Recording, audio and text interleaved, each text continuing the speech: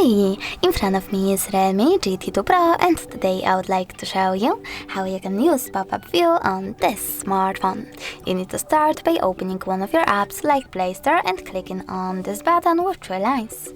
Then you need to click on three dots at the top right corner of your app opened in the background and select floating window. As you can see, now I can use it in my little window over here. If you wish to make it small, just click on home button. You can also swipe it to one of your sides and create a bubble. If you wish to access your app, then just tap on it twice. Now, if you want to use it to overlay other apps, just tap on the other app and operate in both of them.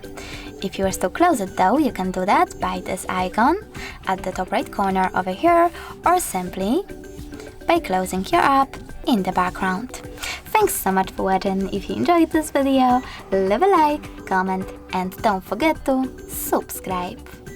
Bye!